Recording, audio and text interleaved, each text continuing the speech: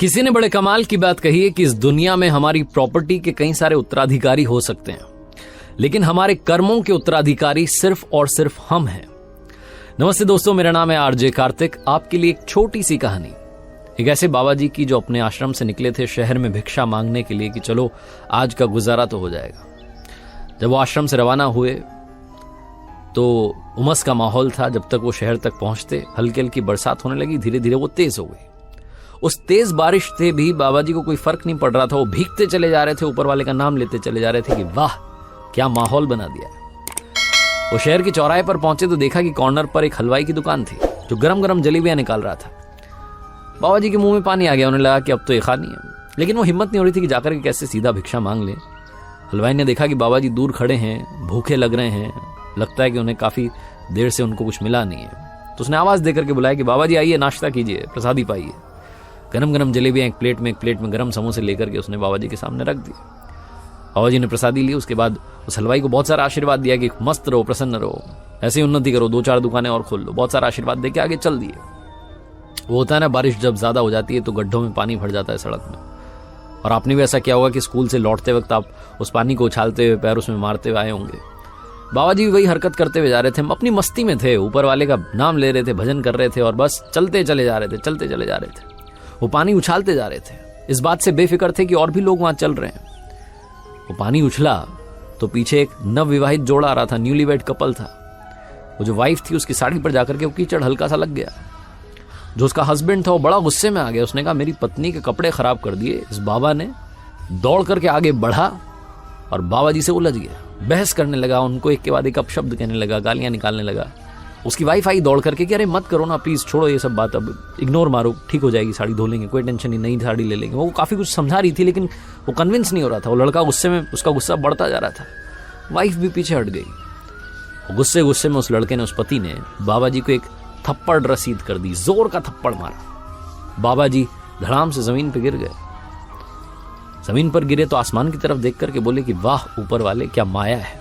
कभी गरम समोसे, कभी गरम जलेबी और कभी गरम गरम थप्पड़, आपकी माया आप ही जाने।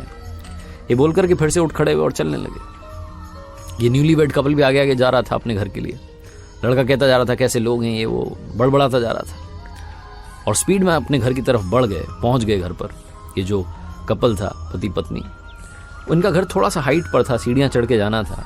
वो बरसात हुई थी तो सीढ़ियां गीली थी। गुस्से में तो था ही लड़का।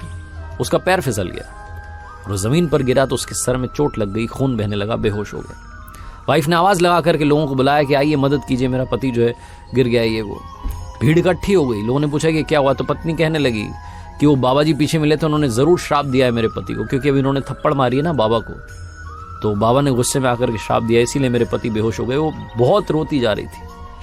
उस भीड़ में कुछ लड़के थे जिनको लगा कि बाबा को सबक सिखाना पड़ेगा। मतलब इतनी हिम्मत कि एक थप्पड़ इस लड़के ने मार दिया तो उसे श्राप दे दिया। लड़का गिर गया, बेहोश हो गया, जरूर बाबा ने कोई टोना टोटका किया। दौड़ करके वो लड़के जो थे, पीछे से बाबा जी आ ही रहे थे, उनको घेर लिया, मारने की तैयारी करने लगे। तभी बाबा जी ने कहा रुको रुको रुको, एक बात बताओ, मार क्यों रहे हो। तो लड़कों ने कहा कि आपने वो श्राप दिया ना उस पति को जिसने आपको थप्पड़ मार दिया था, इसलिए आपकी पिटाई होगी, आपको श्राप देने की जरूरत क्या थी।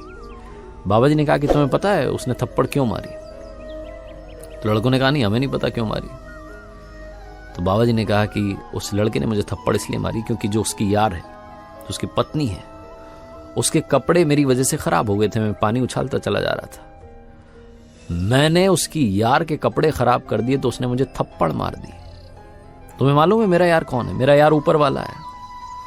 वो ऊपर वाले ने जब देखा कि उसके यार को थप्पड़ पड़ी है तो उसे भी बदले में कुछ तो करना ही था, तो शायद उसने बदले में कर दिया। मैंने मेरी तरफ से कोई श्राप नहीं दिया। वो ऊपर वाले की माया वही जाने। लड़के भी पीछे हट गए। बाबा जी मदमस्त चाल में चलते चले गए।